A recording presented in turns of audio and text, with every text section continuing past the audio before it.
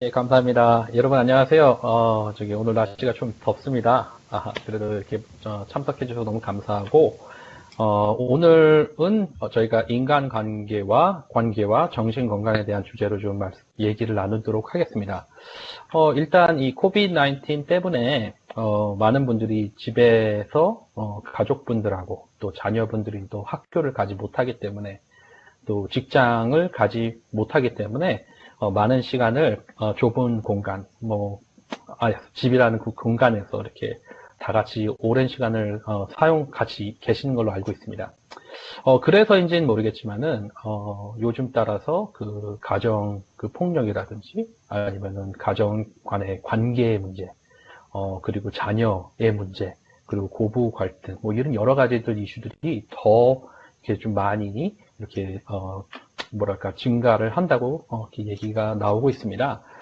그런데 그걸 잘 보면 이 코비드-19 상황 때문에 많은 분들이 이렇게 스트레스라든지 근심, 걱정 이런 것들 때문에 이제 본인들의 그 평소의 그 심기가 다른 때보다 좀 더 이렇게 안 좋으시기 때문에 여러 가지 문제나 이런 것을 이렇게 더 부드럽게 대치를 하지 못해 이렇게 부드럽게 이렇게 뭐랄까 어, 풀질 못하시는 어떤 그런 경향이 있어서 그럴 수도 있지만은 좀 더 그 뭐랄까 기본적인 문제를 보자면 평소에 그 인간관계의 기본인 어떤 대화, 소통에 관한 그런 방법을 잘 숙지하지 않고 계신 많은 분들이 예전에는 같이 함께 시간을 오래 안 보내셔도 됐었는데 이제는 어떤 같은 공간에서 오랜 시간을 장기적으로 서로 이렇게 보내다 보니까 더 부딪혀야 되고 더 얘기를 나눠야 되고 더 이렇게 대화를 나눠야 되는 그런 상황 속에 지금 다들 계신 것 같아요. 그렇기 때문에 이런 인간관계 문제들이 가정 안에서의 문제들이 이렇게 더 수면으로 올라오는 어떤 그런 것이 아닌가 그런 생각을 해봅니다. 그래서 오늘은 그 인간관계 이 인간관계가 좋고 또 주변에 내가 도움을 받고 얘기를 나누고 내 마음을 알아주는 어떤 그런 분들이 많을수록 당연히 그 정신건강의 문제는 줄어들게 돼 있습니다. 그렇기 때문에 그 인간관계가 참 중요한데, 그 좋은 인간관계를 맺으려면, 저희가 어떤 대화나 소통을 하는 법을 좀 이렇게 잘 알고 있어야 해요.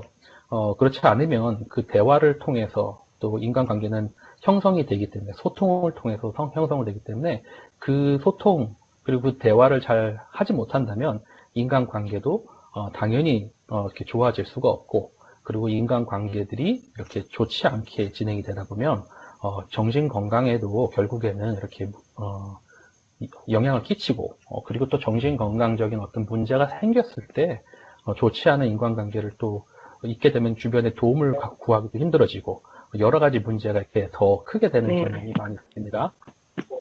그래서 오늘은 대화에 대해서 좀 많이 나눠보도록 하겠습니다. 여기 권고사항이 있는데요. 그 권고사항은 이 세미나는 일반적인 정보와 안내를 해드리는 것이므로 정신건강 상담 서비스를 대체하는 것이 아님을 여러분께 알려드립니다. 만일 정신건강 문제가 발생할 시에는 상담 서비스나 핫라인에 연락하여서 조언을 받으시기를 꼭 부탁드립니다. 네. 여러분, 그러면은 우리가 누구와 소통하기 위해서는 좀 저희가 필요한 게 있습니다. 그 소통을 하기 위해서는 첫 번째로는요, 통보와 소통의 차이를 이해하셔야 돼요. 많은 경우에 있어서 우리가 대화를 할 때 그 대화를 이 통보 형식으로 하는 경우가 많이 있습니다. 그러나 대화라는 것은, 인간관계를 위한 대화라는 것은 우리가 통보보다는 이 소통을 해야 되는 것이죠. 그래서 오늘 그 통보와 소통의 그 차이를 조금 이해하는 시간을 갖도록 하겠고요. 두 번째로는 이 소통을 하기 위해서는 상대의 생각을 적극적으로 듣는 것이 필요합니다. 대화의 한 80%, 90%는 사실은 듣는 거에서 나와요. 그래서 어떻게 하면 우리가 잘 들을 수 있을지, 또 왜 잘 들어야 하는지에 대해서 좀 나누도록 하겠습니다. 그리고 세 번째로는, 그리고 처음엔 그 대화가 8, 90%가 듣는 거라고도 하지만 사실은 나의 표현도, 내 표현도 해야 되는 것이거든요. 일방적으로 듣는 게 대화가 아니잖아요. 근데 그러면 어떻게 하면 건강하게 내 생각을 이렇게 잘 전달할 수 있을지, 그거에 대해서도 나눠보도록 하겠습니다. 그래서 오늘은 한 요 세 가지에 대해서 좀, 시간이 된다면 다 나눠보고 싶습니다. 자, 첫 번째로 여러분, 소통이란 것은, 무엇일까요? 이 소통이란 것은, 단순한 전달 행위가 아니라 상대방과 마음, 생각, 감정을 공유하려는 행위입니다. 그러니까 소통은 아까 말씀드렸듯이 단순히 내 생각, 내 마음, 내 감정을 전달하는 데 있지 않아요. 정말 관계를 아름답게 만드는 그 대화라는 것은, 소통이라는 것은요, 그냥 내 생각, 내 마음, 내 감정을 표현하고 상대한테 그거를 알게 전달해주는 그 노티스가 아니라 상대방의 마음과 생각과 감정도 내가 이해하고 그래서 이 두 사람이 서로 그것을 함께 나누는, 공유하려는 그 행위가 소통입니다.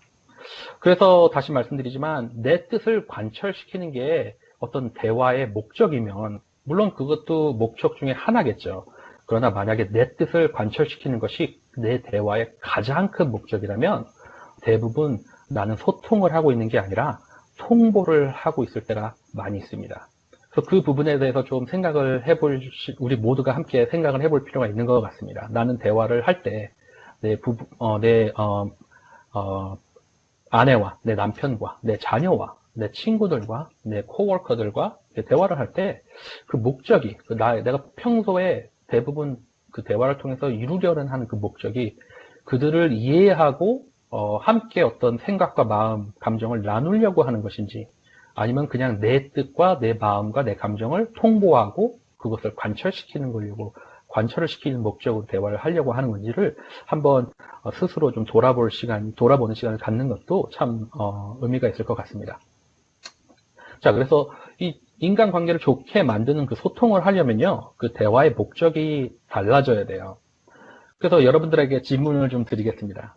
어려운 질문일 수도 있어요. 근데 여러분, 우리는 상대를 진심으로 이해하기 위해서 대화를 합니까? 평소에? 아니면 상대를 설득시키기 위해서 대화를 합니까? 그러니까 이게 우리가 어떤 대화를 지금 나누고 있는지, 우리의 대화의 내용을 한번 하루 종일 이렇게 녹음을 해도 괜찮을 것 같아요. 그거는 이제 제가 그냥 생각하는 거지만, 그래서 정말 그걸 들어보면 내가 정말 상대를 이해하기 위해서 대화를 하고 있었는지, 아니면 정말 상대를 설득시키고 내 뜻을 관철시키기 위한 대화를 내가 하고 있는지를 좀 이렇게, 알 수 있겠죠. 자, 그래서 소통을 위해서는 대화의 목적이 여러분 달라져야 돼요. 물론 대화에는 많은 목적들이 있습니다. 의사 표현도 해야 되고, 감정 표출, 그리고 벤팅이죠. 스트레스도 이렇게 좀 풀어야 되고, 그리고 남을 가르치기도 해야 되겠고, 또 설득도 해야 되고, 그런 여러 가지 목적들이 있죠. 대화를 할 때에는. 그렇지만, 다시 말씀드리지만, 상대를 이해하려는 목적이 없다면 소통은 불가능합니다. 그러니까 여러분도 평소에 경험해 보셨을 거예요. 직장이나 가정이나 여러 곳에서 항상 자기 얘기만 하고 남의 얘기를 듣지 않는 사람과 대화하고 관계를 맺는 것은 참 스트레스풀하고 어려운 어떤 그런 상황일 거예요. 왜 그러냐면 상대방이 나를 이해하려고 하지 않는 것을 내가 느낄 때에는 그 사람과의 좋은 관계를 맺고 싶은 마음이 없어지는 것이겠죠. 예, 그러니까 그때 그것을 그냥 남한테만 우리가 이렇게 손가락질 하면서 다른 사람들이 다 그런다라고만 생각하지 마시고 나는 또 대화를 할 때 상대를 이해하려는 목적으로 그 대화를 하려고 들어가는가라는 거에 대해서 좀 이렇게 고민을 해보시는 필요도 있을 것 같습니다. 한번 여쭤볼게요. 그러면 왜 상대의 말을 듣습니까? 우리는 왜 상대의 말을 listen, hear, 들을까요? 이게 그냥 이거는 뭐 근거가 없을 수도 있습니다. 근데 인터넷에서 그냥 찾아보니까, 좀 재미있는 리스폰스들이 있더라고요. 첫 번째, 어쩔 수 없어서. 예, 그러니까 직장에서 뭐 상사가 나한테 얘기를 할 때 뭐 어쩔 수 없잖아요. 그러니까 또 여러 가지 뭐 이유 때문에 관계적인 그 상하 관계 뭐 여러 가지 상황 때문에 어쩔 수 없어서 남의 얘기를 그냥 들을 수밖에 없는 경우가 많이 있습니다. 둘째도 첫 번째 거와 비슷한데 예의상. 그냥 예의 바른 것은 그냥 잘 듣고 있는 것이 보통 이제 예의가 있는 거니까 예의상 남의 말을 들을 때가 있습니다. 그리고 또 내가 또 말을 시작하면 또 다툼이 생기고 그러니까 그냥 듣습니다. 골치 아픈 다툼을 피하려고. 그래서 남의 말을 듣는 어떤 경우도 많이 생긴다고 합니다. 그런데 이 네 번째는 참, 중요한 것 같아요. 네 번째 이유는 뭐냐면, 많은 경우에 있어서 우리가 상대방을 말을 듣는 척을 많이 하는데, 사실은 말을 듣는 이유는 상대의 그 뜻을 이해하려는 의도보다는 그냥 듣고 있으면서, 내가 말할 차례, 그리고 내가 들음으로써 내가 말할 그 권리를 얻어내려고 상대 말을 들을 때가 참 많습니다. 그래서 정치적인 어떤 그런 디베이트, 그런 토론 같은 거, 정책 토론 뭐 이런 걸 할 때 보면 서로 상대방이 하는 말을 듣지를 않아요. 그냥 가만히 이렇게 얌전하게 예의상 이렇게 듣고 계신 분들이 많이 있고요. 사실 그 머릿속에서는, 이제 내가 말할 차례가 되면 내 말을 해야지. 그러니까 내가 이만큼 기다려줬으니까 이제 내가 말할 권리가 있다. 그런 차원에서 상대방의 말을 이렇게 듣는 경우가 많이 있어요. 그래서 여러분들이 대화를 할 때 한번 본인의 그 모습을 한번 체크해 보시는 게 중요할 것 같아요. 대부분 사람들은 내가 할 말을 생각하느라 상대의 말을 경청하지 않습니다. 그러니까 대강 듣는 거예요. 아예 듣진 않겠죠. 아예 안 듣는 건 아니지만 그냥 듣는 거예요. 듣는 척을 하는 거죠. 그리고 그 상대방이 막 말하는 동안에는 그걸 대강 들으면서 이제 내가 할 말을 정리하고, 나는 저 말이 끝나면 이런 말을 해야지라고 준비를 하고 있죠. 그렇기 때문에 상대의 말을 듣고 있는 게 아닙니다.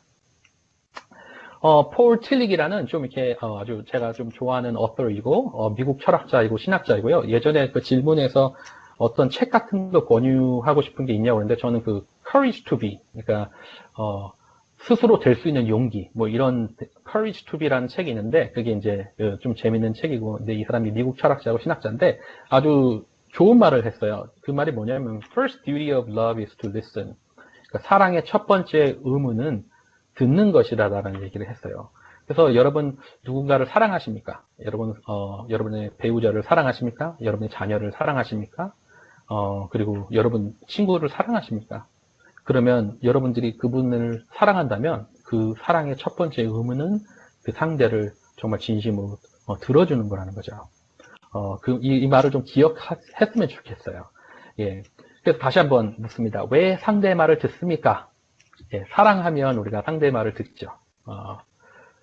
왜냐하면 사랑하면 마음이 가잖아요. 그 사람한테 마음이 가는데, 또 사랑하고 마음이 가면 어떤 마음이 생기면 상대를 알고 싶어지죠. 상대를 이해하고 싶어지죠. 상대의 그 입장을 좀 더 배우고 싶어 하죠. 그렇죠. 그러니까 이해하고 싶어지는 거죠. 그래서 꼭 대화의 그 목적이 어떤 동의를 이끌어내거나 같은 어떤 생각과 마음을 나누고자 하는, 물론 그런 것도 이루어질 수 있어요. 대화를 하다 보면. 그렇지만 꼭 그런 건 아니에요. 사람은 다 다르기 때문에 동의를 항상 할 수는 없죠. 다 같은 어떤 입장과 같은 어떤 가치관과 어떤 그렇게 세상을 보는 게 아니기 때문에, 그래서 꼭 동의하지 않고 또 의견이 달라도요, 상대의 생각을 이해할 수는 있습니다. 그러니까 그래, 내가 너의 생각을 다 이해하고 너의 입장을 다 이해해, 다 알아듣겠어. 그런데 나는 그래도 아직 동의하지 않겠다. 왜냐하면 나의 생각과 나의 입장은 이렇기 때문이야 라고 얘기를 할 수 있는 그런 어떤 것을 얘기하는 거겠죠. 그래서 상대를 이해할 때, 우리가 진심으로 상대를 이해하게 되면요, 들어서 이해하게 되면 서로 다르고 서로 동의를 하지 않더라도 같이 삶을 공유할 수 있게 됩니다. 그렇기 때문에 상대를 이해하려는 그 노력이 정말 중요한 거예요. 그래서 여러분들 나중에도 연습해 보시면 모르겠지만 상대를 이해하게 되면요, 좀 더 입장이 다르고 의견이 다르더라도 예전처럼 막 이렇게 짜증이 나거나 막 기분이 나쁘거나 얘는 왜 이래, 왜 저래, 이렇게 되진 않고, 오히려 다름에도 불구하고 그 다름이 그냥 그렇구나 라고 좀 이렇게 놔둘 수 있는, 내버려 둘 수 있는 어떤 그런 마음도 이렇게 경험하실 수 있을 거라고 생각합니다. 자, 그렇게 해서 상대를 이해하는 것이 그 대화의 어떻게 보면은 그 초석입니다. 그래서 이해를 하기 위해서는 상대를 경청해야겠죠. 자, 상대가 겪고 있는 어려움을 공감해 주려고 하는 그 노력이 소통, 대화, 그리고 상담의 시작입니다. 많은 분들이 상담하는 거 좋아하세요. 그러니까 남한테 이렇게 좋은 조언을 해드리고, 이제 그런 것들 아주 좋은 거예요. 주변에 그런 도움을 주려고 하는 그 모습이 있으신 건 너무나 아름답고, 너무나 감사한 모습입니다. 그렇지만 이 상담의 시작은 내가 그 상대한테 문제를 해결법을 딱 주는 어떤 그것이 상담이 시작이 아니에요. 물론 그것도 상담의 어떤 하나의 방법이고 또 그렇게 해야겠지만 그 상담의 시작은 상대방의 그 어려움을 정말 진심을 다해서 들어주고 그 사람의 입장을 그리고 그 사람이 왜 그런 어려움을 겪고 있는지, 왜 그런 감정을 갖고 있는지, 왜 그런 어떤 상황에 들어가 있는지를 잘 이해해서 공감을 해주는 데서부터 상담이 시작됩니다. 마찬가지로 우리의 대화, 우리의 소통, 그리고 우리의 관계는요, 상대방을 이해하려고 하는 그 노력에서 시작됩니다. 그래서 이것은 제가 이제 카운슬링 할 때 항상 저한테 리마인드 하는 어떤 proverb예요. 조언이죠. 상대의 고충을 충분히 듣지 않았다면 나는 조언할 자격이 없다. 그러니까 아까 말씀드렸지만 상대방이 막 고민을 얘기하고 어려움을 얘기할 때 나는 저는 저 머릿속에서 막 어떤 말을 해줄까? 이런 말을 해야지. 이 말이 다 끝나면 나는 이런 말을 할 거라는 내 말을 막 준비하고 있잖아요. 그러면 상대의 고충을 듣지 못하게 되죠. 그냥 내가 할 말만 하게 되는 어떤 모습이 되고 상대방도 그걸 충분히 알고 있어요. 그러면 카운슬링이나 상담이나 대화, 소통 다 되지 않는 것이죠. 그러니까 여러분들 이거는 단순히 그냥 카운슬링 하는 데서만 사용될 어떤 그런 proverb가 아니라 우리가 대화를 할 때 다 적용을 할 수 있는 거라고 저는 생각합니다. 상대의 고충을 충분히 듣지 않았다면 나는 조언할 자격이 없다. 그러니까 이거는 뭐 PhD 디그리가 있던 뭐 마스터 디그리가 있던 대학을 다녔던 뭐 내가 더 윗사람이든 모든 아랫사람 상관없습니다. 상대의 고충을 충분히 듣지 않았으면 나는 상대에게 조언할 자격이 아직은 없는 거예요.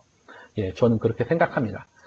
자, 그러면 어떻게 하면 우리가 상대방을 잘 이해할 수 있을까에 대해서 고민을 할 때 우리가 제일 첫 번째 저희가 하는 것은 적극적인 청취예요. Active Listening이라고 하는데요. 첫째로는 이 적극적인 청취는 이런 모습이 있습니다. 상대가 하는 이야기에 적극적으로 집중하는 거예요. 그러니까 딴짓하지 않는 거예요. 그래서 셀폰이 저는 요새 별로 안 좋아요. TV, 셀폰 대화할 때는 좀 꺼야 됩니다. 뒤집어 놓고 좀 딴 데다 치워놔야 돼요. 항상 볼 때 대화할 때 막 텍스트 체크하는 분, 대화할 때 이메일 보는 분, 뉴스 보는 분 막 너무나 산만해요. 눈이 딴 데로 가 있고, 그죠? 말은 하는 것 같은데, 그러니까 정말 우리가 근데 상대방의 말을 들으면서도 요새는 하도 저희가 훈련이 잘 돼서 그런지 모르지만 상대방의 말을 들으면서도 셀폰을 들고 보고 있을 수도 있어요. 근데 그 제스처 자체가 상대한테는 내 얘기를 적극적으로 듣고 있지 않고 집중하지 않고 있는 모습으로 보여줄 수 있는 거죠. 그러면 상대방이 얘기할 때 기운이 샌다거나 아니면은 이렇게 마음이 들지 않게 되겠죠. 그렇기 때문에 상대가 하는 얘기에 적극적으로 집중하고 딴짓을 절대 하지 않는 것이 정말 중요하겠습니다. 그리고 둘째로는 상대방이 얘기할 때 내가 할 말을 준비하지 않는 것입니다. 예, 그러니까 쉽게 말하면 딴 생각하지 않기죠. 근데 특별히 말하자면 내가 할 말을 상대방이 얘기할 때 막 준비하는 그 행동을, 그 연습을 하지 않는 것이죠. 그리고 상대가 하는 얘기를 적극적으로 집중하고 내가 듣고 있다라는 어떤 그 표현을 해줘야 돼요. 그래서 미국 사람들은 뭐 상대방이 얘기할 때 그렇구나 뭐 이렇게 하잖아요. 그러니까 상대방 고개를 끄덕거리거나 아니면은 뭐 이렇게 그렇구나 그래서 뭐 이런 어떤 표현적으로 너부터 자주 하면은 상대방이 이제 좀 별로 안 좋아할 때도 있지만 이렇게 이렇게 적절하게 이렇게 상대방에게 그런 표현을 적극적으로 해주시는 게 참 필요합니다. 그리고 또 이건 참 중요한데요. 상대가 말을 멈출 때까지 한번 들어봐 주세요. 많은 경우에 있어서 그냥 자기가 할 말을 이제 어느 정도, 이 정도면 내가 충분히 들어줬다. 내가 이 정도 들어줬으면 나도 이제 말할 권리가 있다라는 어떤, 물론 그게 맞습니다. 그런데, 대부분 이제 대화가 잘 안 되는 경우에 보면요. 특히 부부관계, 가족 안에서는요. 상대방이 내 말을 평소에 안 듣는다라는 어떤 생각을 많이 하고 계신 분들이 있어요. 그는 평소에 많이 쌓여있던 적극적인 청취가 없었기 때문에 평소에 이렇게 많이 쌓여있는 mistrust죠. 그러니까 상대방을 이렇게 믿지 못하는 어떤 그런 상황이죠. 그렇기 때문에 참 신기한 것은, 근데 그러면 말을 그냥 멈추는 게 아니라 오히려 더 하게 되는 경우가 있어요. 왜냐면 내 말을 안 들어주니까 내가 더 세게, 더 많이, 더 적극적으로 말을 해야 이 사람이 들을 것 같잖아요. 그래서 말을 더 많이 하는 경우가 있어요. 그래서 예를 들어서 왜 이렇게 이 사람은 말을 많이 하지? 왜 자꾸 이렇게 잔소리를 하지? 막 이런 마음이 드는 분들 계시잖아요. 이거를 한번 해보세요. 그냥 그분이 말할 때 이쪽 귀로 듣고 이쪽 귀로 내밀면서 그래 너는 말해라 나는 그냥 그러려니 하련다 하고 이렇게 있지 마시고 한번 적극적으로 그 상대가 말을 멈출 때까지 정말 다 들어봐 주세요. 그거를 좀 어려우실 수도 있어요. 그렇지만 그거를 며칠, 몇 주 동안이라도 좀 해보세요. 그러면 좀 놀라운 변화를 여러분들 경험하실 수 있을 겁니다. 그리고 상대방이 정말 놀라실 거예요. 고마워하실 거예요. 그리고 상대방이 나를 듣고 있다는 어떤 확신이 온다면 그렇게 말을 많이 할 필요도, 그렇게 세게, 거칠게 할 필요도, 강하게 막 이렇게 나갈 필요도 없는 것이죠. 그러니까 이게 서로 상호작용으로 해서 좋은 결과가 보통 많이 있습니다. 그러니까 한번 연습해 보세요. 그러니까 상대가 말을 멈출 때까지 조용히 들어주는 거죠. 물론 1번, 2번, 3번을 다 하면서죠. 네. 그리고 이건 정말 중요한데요. 제가 좀 더 나갈 텐데 상대가 한 얘기를 정리해서 한번 들려줘 보세요. 상대가 만약에 말을 다 한 후에 그러면 내가 당신이 한 말을 내가 잘 이해했는지 한번 체크를 해줄 수 있겠어? 라고 얘기하면서 상대가 한 말을 정리해서 다시 들려주는 거예요. 그래서 내가 당신을 잘 이해했습니까? 라고 이렇게 물어보고 확인을 받는 것이죠. 그래서 1번에서 5번을 여러분들이 집에서 서로 부부나 또 자녀와 함께도 연습을 해보신다면요. 여러분들 대화가 정말 아름답게 변하는 그 경험을 좀 하실 수 있을 거라고 생각합니다.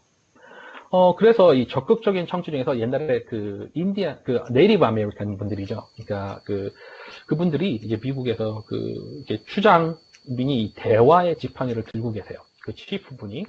이게 뭐냐면, 그 네이티브 아메리칸 분들은 대화를 이제 그룹끼리 하잖아요. 근데 말을 하는 분이 이 막대기, 이 대화의 지팡이를 들고 계세요. 토킹 스틱이라고 해요. 그걸 듣고 있으면 그 사람 이해에는 아무도 말을 할 수가 없대요.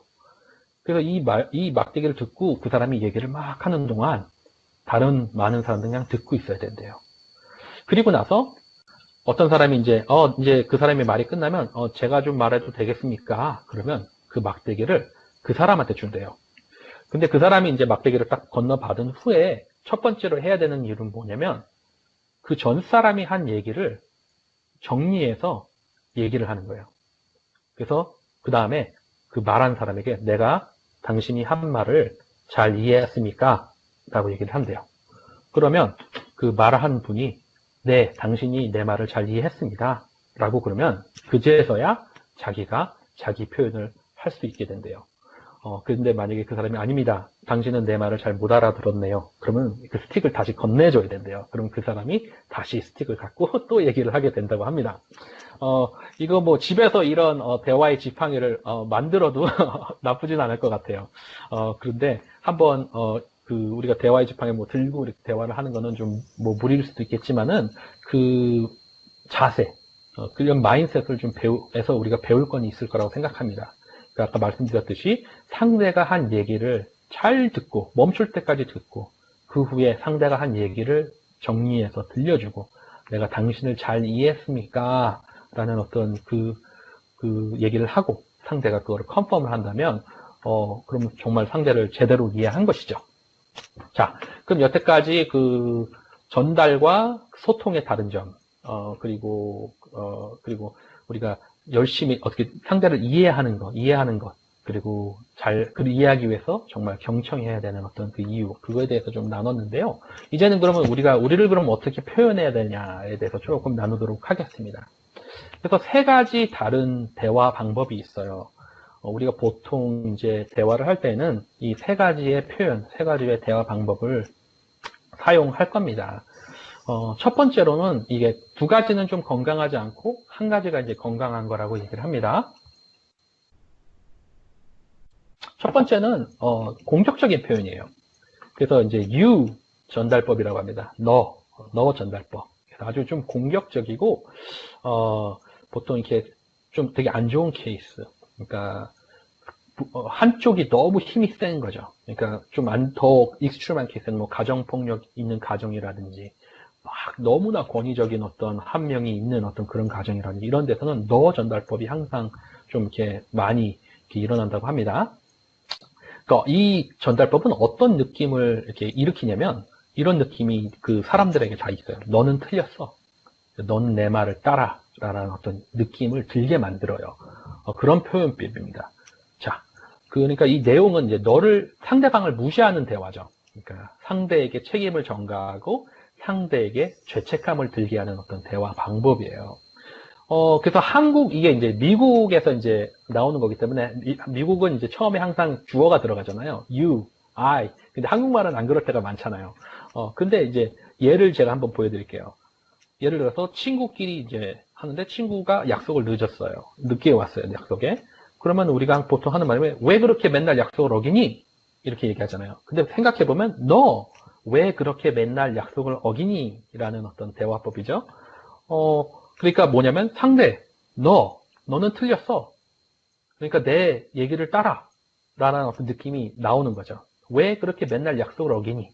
상대에게 책임이 있고 상대에게 죄책감을 들게 하는 표현이죠. 이걸 어떻게 다르게 얘기하느냐 나중에 조금 이따가 말씀드리겠습니다. 또 다른 예는 공적적인 표현, 너 전달법은 집이 이게 뭐야? 얼른 깨끗하게 치워. 이것도 우리가 한국말을 보통 쓰진 않지만 보통 정말 얘기하자면 너 집이 이게 뭐야? 너 얼른 깨끗하게 치워. 이거잖아요. 그죠? 그러니까 상대방을 무시하고 상대방에게 책임을 다 전가하고 상대방에게 죄책감을 들게 하는 대화법이에요. 그러니까 항상 생각해보면 맨 앞에는 너라는 그 주어가 들어가 있습니다. 그래서 우리가 내 대화 방식을 볼 때 한번 너를 한번 거기다 넣어보세요. 그러면 그게 딱 문법적으로 뭐뭐뭐뭐 했을 때 전혀 문제가 없으면 내가 좀 공격적인 너 전달법을 사용하고 있는 건 아니야? 라는 어떤 질문을 본인에게 해보실 수 있어요. 두 번째, 또 이것도 안 좋은 방법이죠. 좀 건강하지 않은 방법이죠. 소극적인 표현이에요. 그러니까 첫 번째 것과 완전히 반대편이죠. 그러니까 패시브한 표현인데요. 이건 뭐냐면 이런 대화를 하는 분을 만나면 이런 느낌이 좀 듭니다. 그 사람이 이런 생각을 하고 있는 거예요. 그러니까 뭔 생각이 필요해? 난 의견이 없어. 그냥 네 말을 따를게. 그러니까 내가 무슨 생각이 있어? 난 의견이 없어. 그냥 너의 말을 그냥 따를게. 라는 어떤 그런 느낌을 표현하는 거예요. 이 표현법을 사용한다면. 근데 이게 왜 건강하지 못하면 첫 번째로는 자기 자신을 무시하는 대화법이죠. 그리고 나 자신의 사람됨을 무시하는 거예요. 왜냐면 사람이 사람됨은 뭐냐면 자기가 선택을 할 수 있는 그 자유가 있다는 거잖아요. 내가 좋고 싫은 거를 선택할 수 있는 자유. 내가 무엇을 하겠다, 안 하겠다 결정할 수 있는 그 결정권. 그거는 사실 그 개인에게 주어진 어떤 뭐랄까 가장 기본적인 권리이자 어떤 사람됨의 어떤 기본적인 어떤 모습인데 자기가 그걸 부인한다면 자기의 사람됨을 너무 좀 깊게 얘기하는 걸 수도 있지만 자기의 사람됨을 두려워하는 거예요. 그 책임을 자기가 탁 뭐랄까 이렇게 클레임하고 내 거다. 그래 내가 결정권이 있다. 어떤 그런 것들을 저희가 좀 남에게 미루는 거죠. 그런 대화법이에요. 예를 좀 나중에 보여드리겠습니다. 그런 것들은. 자, 그런데 이제 그 첫 번째, 두 번째 것과 다르게 적극적인 표현법이 있어요. 그거는 assertive 이제 communication이라고 얘기하는데 이것이 좀 더 건강한 표현법이라고 할 수 있습니다. 나 전달법이에요. I 메시지인데요. 이거는 어떤 느낌이냐면 나의 생각과 감정이 어떤지 얘기해 볼게 라는 느낌이 드는 어떤 대화법이에요. 그래서 이 나 전달법의 목적은 뭐냐면요. 상대방을 블레임하거나 아니면 나를 부인하는 대화법이 아니에요. 그냥 나를 있는 그대로 표현하는 대화법이에요. 그래서 다시 말씀드리지만 다른 사람의 행동, 잘못 때문에 내 기분이 좋지 않을 때 다른 사람의 행동을 비난하지 않고 그냥 있는 그대로의 내 생각과 느낌을 진실하게 표현하는 것이죠. 젠틀하고 카인드하게 표현하는 걸 수도 있어요. 예, 그러니까 예를 또 이제 좀 보여드리겠습니다. 그 상대방을 존중함과 동시에 내 생각과 감정을 솔직하게 표현하는 대화법이에요. 자, 이거는 그냥 이제 뭐 티오리니까 제가 좀 이렇게 어떻게 예를 들어드리면서 이제 좀 보여드릴게요. 다시 한번 나 전달법을 좀 이렇게 정리해드리면요. 상대에 대한 비판과 지적이 아닌 내 감정을 솔직하게 그냥 묘사하는 거예요. 있는 그대로 묘사해 주는 거예요. 그래서 상대에게 넌 변해야 돼. 너가 잘못했어. 또는 가르치거나 명명하려는 목표가 아니라, 그것이 목적이 아니라, 그냥 나를 도와다오라고 얘기는 하는데, 어떤 그 방법이 뭐냐면 상대에게 가르치고 명명하는 게 아니라, 나의 생각과 나의 마음과 나의 감정은 지금 이래. 그걸 이렇게 적극적으로 표현해 줌으로써 상대가 그것을 인식하고 이해하고 그거에 따른 반응을 이끌어내는 대화법이에요. 그래서 상대는 내가 지적하고 내가 이렇게 블레임하고 왜 그래? 막 화내고 그래서 억지로 움직이게 되는 것이 아니라 내가 그 사람의 도움이 필요하다는 것을 인식하게 됨으로써 그 사람이 방어적이 되지 않고 도움을 주는 입장에서 나를 위한 변화를 생각하게 되는 어떤 그 생각을 이끌어내는 대화법이죠. 네, 왜냐면 공격적인 대화법에서는 왜 그래? 그러면 안 돼. 이렇게 해야 돼. 이렇게 되면 그 사람이 억지로 이 사람이 뭐 화났으니까 해야 되는구나 라고 되게 되잖아요. 근데 이 나 전달법은 그냥 나를 표현하는 거예요. 나는 지금 기분이 안 좋아. 그렇게 표현하는 거예요. 그럼 그 사람이 이 사람의 기분이 안 좋구나. 그럼 내가 기분이 안 좋을 때 이렇게 해줘야겠구나. 뭐 이런 어떤 생각을 하게 되는. 그런데 이제 적극적으로 제가 좀 이렇게 내용을 좀 이렇게 보여드리겠습니다. 근데 나 전달법을 하기 위해서는 좀 준비가 필요합니다. 뭐냐면 첫째로 생각, 묵상, 그리고 연습이 필요해요. 어떤 걸 생각하고 묵상해야 되냐? 첫 번째로 나의 마음을 불편하게 하는 이유, 행동, 또는 그 환경이 무엇인가를 좀 이렇게 생각하셔야 돼요. 그냥 기분이 나쁘다고 이러면 안 되죠. 왜 기분이 나쁘지? 무엇 때문에 기분이 나쁘지? 그 이유가 뭔가, 그 상대의 행동이 무언가를 좀 이렇게 좀 묵상을 해보셔야 됩니다. 정리를 하셔야 됩니다. 그리고 그 이유와 그 행동을 보셨으면, 그럼 그 이유와 행동이 왜 나를 불편하게 하지? 를 물어보셔야 돼요. 왜 나를 불편하게 하지? 근데 왜 나를 불편하게 할 때 좀 물어보시면 어떤 걸 물어보실 수 있냐면, 나에게 어떤 감정을 들게 했기 때문에 나를 불편하게 하는 게 있어요. 어떤 경우는 그게 나를 외롭게 했다. 외로운 느낌을 주었다. 나를 슬프게 했다. 나를 화가 나게 했다. 나를 죄책감이 들게 했다. 그러니까 그 사람의 행동이, 그 사람의 어떤 그 이유가 나를 어떤 감정이 들게 했어요. 그래서 기분이 나쁜 거예요. 또는 내가 그 상대방의 행동이, 그 환경이, 그 사람의 말이 나로끔 어떤 생각을 하게 이렇게 만들어 놓은 거죠. 그래서 예를 들면 날 무시하네? 이거 나한테 막 일부러 그러는 거 아니야? 이런 생각을 들게끔 그 사람의 행동이 나를 그렇게 만든 거죠. 예, 그러니까 이런 이유들을 정확하게 좀 이렇게 분석하는 게 필요합니다.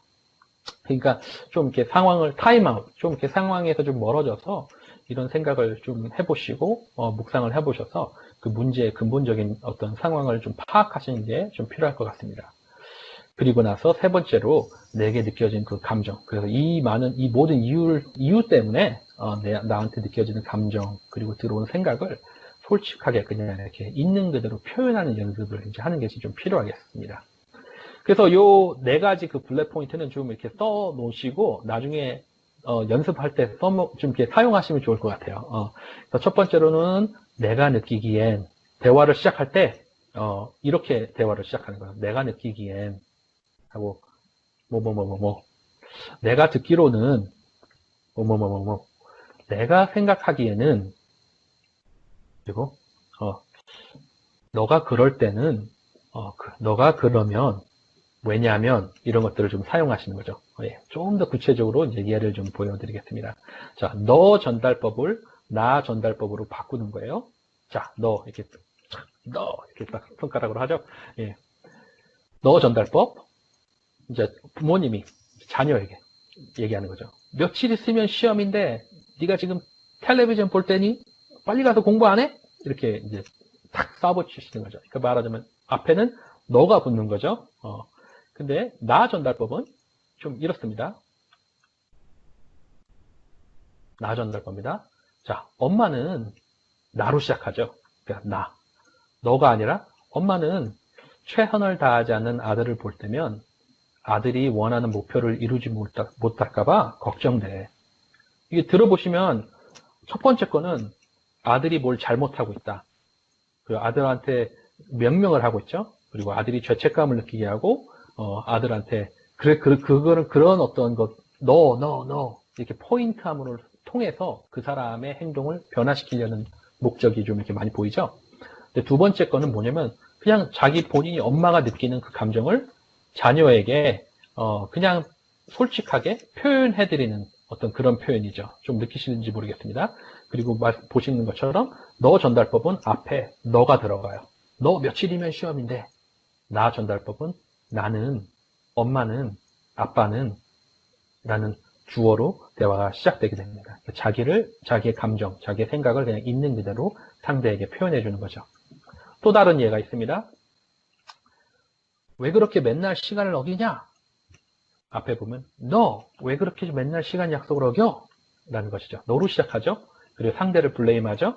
그리고 상대에게 책임 전가하고 또 상대에게 화를 내는 어떤 그런 대화법이죠. 그럼 이거를 나 전달법으로 바꾸면 나는 내가 시간 약속을 어길 때면 내가 나를 존중하지 않는구나 라는 생각이 들어.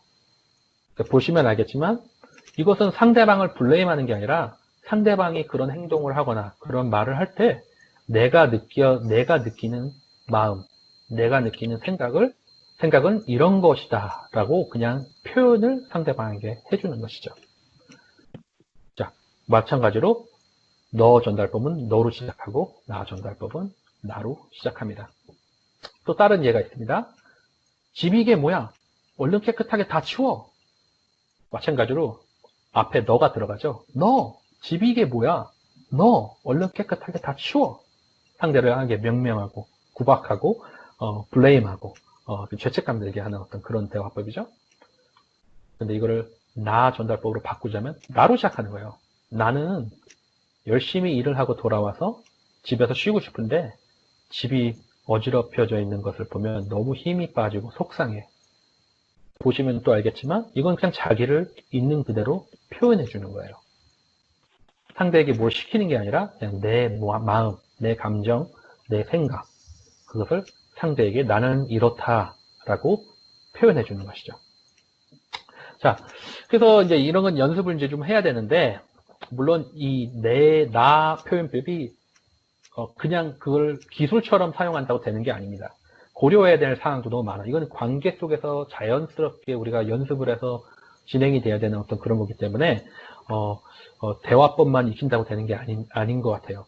첫째로 또 대화법을 연습을 해가지고 이제 하려고 할 때에도요, 여러분 좀 다른 것도 고려를 하셔야 돼요. 첫째로는 타이밍이겠죠. 그러니까 정말 우리가 이런 좋은 대화를 할 수 있는 그 적절한 시간이 언제일까, 그걸 좀 고민해 보시고요.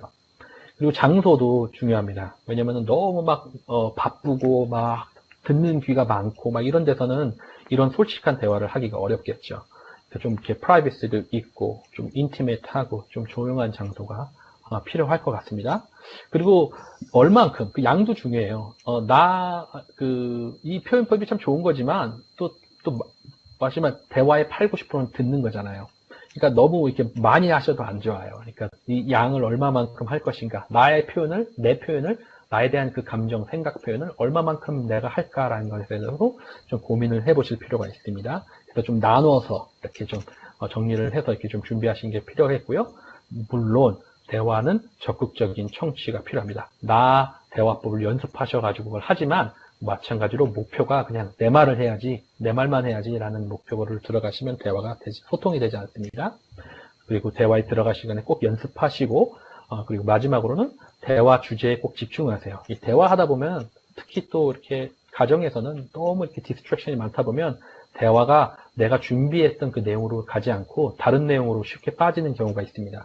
그러니까 대화에 임하시기 전에 꼭 내가 오늘은 이런 걸 이루겠다. 내가 적극적인 청취를 한번 연습해 보겠다. 아니면 내가 대화법을 오늘은 꼭 3번 해보겠다. 그리고 이런 내용에 대해서 얘기를 하겠다라는 어떤 그 목표를 세우셨으면 다른 거에 이렇게 디스트랙 되지 마시고 그 대화 주제를 꼭 이렇게 한번 집중해서 이뤄보시는 게 참 중요합니다. 그리고 주변에 이 코비드 19이라든지 아니면 정신 건강이라든지 여러 가지 이유 때문에 도움이 필요하신 분들이 꼭 있을 거예요.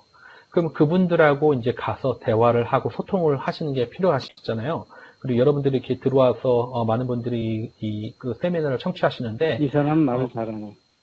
본인 본인 뜻만 갖고 이제 본인 뜻만 본인의 그 어려움만 이렇게 뭐랄까 극복하시려는 그런 게 아니라 좀 이렇게 뭐랄까 남을 돕기 위해서도 들어오신 분들 많이 있으시죠. 예, 그러니까 첫 번째로는 그 도움이 필요하신 분과 이렇게 얘기를 할 때에는요, 이렇게 대화를 여시면 좀 좋을 것 같아요. 첫째로는 그 사람에게 그냥 다가가서 너 이렇지? 라고 얘기하지 마시고요. 마찬가지로 그 나 대화법처럼 그 내가 관찰한 그 사람의 변화를 나누는 거예요. 그러니까 관심 있게 그 사람을 봐야 된다는 거예요. 그래서 평소와 이 사람이 다른 부분이 있다면 본인이 그 관찰한 그 사람의 변화를 나누는 거죠. 그래서 예를 들면 내가 보기에 요즘 좀 슬퍼 보이는데 하고 이제 대화를 나눈다든지 내가 보기에 요즘 좀 평소보다 더 피곤해 보이는데 라고 이렇게 대화를 하는 거죠. 이것은 아주 좋은 방법이 뭐냐면 본인이 관찰한 그 내용을 표현하는 데 있어서 이것도 나 대화법이잖아요. 그러니까 상대한테 너 그렇지? 너 왜 그래? 이렇게 대화를 여는 게 아니라 내 생각엔, 내 느낌에는 내 관찰, 내가 보기에는 너 요즘 그래 보이는데 그래서 그 나 대화법을 사용하는 것 뿐만이 아니라 상대방을 관심 있게 봤다라는 거잖아요.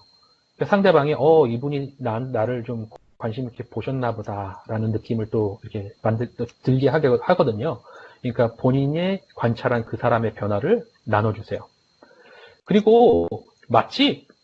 내가 맞지? 그러니까 어떻게 보면 우리가 남을 도와줄 때 좀 이렇게 좀 도사 같은 어떤 그런 그 모습을 좀 있기를 바라는 게 있는 것 같아요, 스스로. 그래서 나는 너가 말 안 해도 내가 다 알아. 내 말이 맞지? 이렇게 하시면 좀 그게 좋을 때도 있지만, 왜냐면 내 마음을 알아주는 사람이 있다는 거에 대해서 고마움을 느끼는 분도 계시지만, 사실은 틀렸으면 틀릴 때는 또 대화가 애매해집니다. 그죠? 왜냐면 그 사람이 맞다고 그러기도 뭐하고 아니라고 그러기도 뭐하고 또 그럼 대화가 이상해져요. 그래서 그 사람한테 이렇게 내가 보기에 요즘 너가 좀 슬퍼 보이는데 라고 얘기를 하셨으면 그 사람한테 내 관찰이 맞는지를 이렇게 젠틀하게 좀 물어봐 주세요. 왜냐면 내 관찰, 내 의견이기 때문에 틀릴 수도 있다는 생각을 우리가 꼭 가져야 돼요. 왜냐면 내가 항상 맞는 게 아니잖아요. 그죠? 그러니까 나도 틀릴 수가 있기 때문에. 그러니까 좀 내가 잘못 본 걸 수도 있지만 혹시 맞다면 얘기를 좀 해도 되겠니? 이게 내가 보기에 요즘 너 좀 슬퍼 보여. 근데 내가 잘못 본 걸 수도 있어. 근데 혹시 맞다면 우리 그거에 대해서 좀 얘기해 볼까? 이런 식으로 대화를 좀 이렇게 시작하시는 거죠. 그리고 세 번째는 그 사람이 만약에 맞다, 그러니까 슬펐다, 정말 그것이 맞고 그 사람이 마음을 열어서 얘기를 나눠준다면 고마움을 꼭 표현하세요. 그리고 격려해 주세요. 왜냐면 그분은 그 어려운 얘기를 하신 거잖아요. 그러니까 이렇게 생각하시면 돼요. 그 사람들의 속마음은 참 귀하고 소중한 거예요. 내 마음도 소중하고 귀하지만 다른 상대의 그 마음은 더 귀하고 더 소중한 거예요. 그렇기 때문에 그분이 그거를 나한테 얘기해 줬다는 것은 어떻게 보면 선물을 주신 거죠. 어려운 선물을 해주신 거죠. 그렇기 때문에 그 사람이 그런 얘기를 해주시면 고맙다고 표현하고 격려해 주세요. 예를 들면 어려운 얘기를 해줘서 고마워. 와, 그런 힘든 얘기를 꺼내는 게 정말 힘들었을 텐데 너 정말 용감하다. 이런 식으로 좀 표현을 해주셔요. 그리고 네 번째로 내가 들은 내용을 정리해서 다시 얘기해주고 상대에게 내가 잘 이해를 한 것인지 꼭 물어봐 주세요. 아까 그 대화법, 그 액티브 리스닝 할 때도 내가 상대방 그 토킹 스틱, 추장이 들고 있는 그 막대기, 대화의 막대기, 그거 말씀드렸죠? 내가 들은 내용을 정리해서 다시 얘기해주고 상대에게 내가 잘 이해를 한 것인지 물어봐 주세요. 내가 듣기로는 내가 이러이러한 상황 속에 있고 그래서 슬프다고 얘기한 것 같은데 맞니? 그리고 내가 혹시 잘못 이해한 부분이 있다면 혹시 알려줄 수 있겠어? 하고 더 대화를 이끌어내는 방법이 될 수도 있겠고 내가 상대방을 잘 듣고 있다, 열심히 들었다, 이해하려고 최선을 다했다라는 어떤 그런 것들을 표현해주는 좋은 방법이 될 수 있겠죠. 그리고 그러면 이렇게 해 라고 바로 들어가지 마세요. 많은 부분에 있어서 상담을 하고 남을 도울 때 내가 이 사람한테 필요한 것이 뭔지 내가 안다. 그런데 이 사람이 내 얘기를 안 들어서 잘못되는 거다라고 생각하는 건 어떻게 보면 좀 교만한 생각입니다. 한국 그 속담 중에서도 그 말을 물가로 데려갈 수 있지만, 물을 마시게 할 수는 없다. 뭐 이런 얘기 있잖아요. 그런 것처럼 우리가 암만 그 사람에게 그 좋은 얘기를 해줘도 그 사람이 용기를 내서 그걸 해보겠다. 아니면은 정말 사랑받는 느낌이 들고, 이해받는 느낌이 들고, 또 안전한 마음이 들어서 그거를 스스로 하겠다라는 결정을 하기 전에는 우리가 하는 막 좋은 조언들은 다 잔소리일 경우가 많이 있습니다. 그렇기 때문에 그분에게 그냥 이렇게 해, 저렇게 해 라고 그렇게 얘기하시는 것보다 그거는 너 대화법이 또 될 수도 있겠죠? 그 사람한테 내가 어떻게 도움이 될 수 있을지를 물어봐 주세요. 예를 들면 내가 항상 응원하고 있는 거 알지? 어떻게 도움을 내가 줄 수 있을까? 도움이 필요하면 꼭 좀 얘기해 줄 수 있겠어? 그리고 네가 지금 겪고 있는 일들 중에서 그 부분 중에서 내가 도와줄 수 있는 부분이 좀 있을까? 힘든 게 참 많은 것 같은데 어떤 부분을 내가 도와줄 수 있을까? 라고 이렇게 말씀해 주세요. 이렇게 물어봐 주시면 이거는 내가 뭐 너의 구원자야. 내가 다 도와줄 수 있어. 라고 하는 거는 거짓말이겠죠. 예. 그러니까 어떻게 보면 되게 솔직하고 겸손한 방법이에요. 그러나 그분에게 솔직하게 난 너를 도와주고 싶어. 그리고 도울 수 있는 부분에 대해서는 정말 적극적으로 도울 거야. 그리고 어떤 부분을 도와줬으면 해. 라고 물어보는, 뭐랄까, 좀 이렇게, 제 생각에는 좀 사랑과 어떤 그 젠틀한 면과 그리고 그런 어떤 친절함, 그런 것들이 다 이렇게 좀 이렇게 들어가 있는 방법이라고 생각합니다. 그리고 한 가지 꼭 해주셔야 되는 것은 이렇게 문제를 얘기하시는 분들은요, 자기의 갖고 있는 그 힘을, 까먹고 계시고, 보지 못하시고 계시는 경우가 많이 있어요. 예를 들면 이런 거죠. 예를 들어서 자살 충동 같은 거 느끼시는 분들, 그 얘기를 만약에 하시잖아요. 그러면 본인은, 나는 왜 이러지? 나는 왜 이렇게 약하지? 나는 왜 이렇게 힘이 없지? 라는 생각을 하실 거예요. 근데 항상 저희가 해드리는 것은 그분 강한 분이에요. 왜냐면 그 생각을 갖고 있음에도 불구하고 지금까지 버텨 오셨잖아요. 그리고 지금 도움을 받으려고 누군가의 그 어려운 얘기를 하고 계시잖아요. 그럼 그분은요, 강한 분이에요. 약한 분이 아니라고요. 정말 어떤 다른 분은 그런 상황에 들어갔으면 그걸 못 견디실 수도 있어요. 근데 지금 그분은 그걸 얘기하고 계신다는 그 자체가 정말 어려운데도 여태까지 버티신 거잖아요. 그 버틴 걸 보니까 참 강하신 분이에요. 그러니까 그분한테 말씀드릴 때 어려웠을 텐데 여태까지 버틴 거 보니까 너 정말 강하구나. 그런 말씀해 주시고요.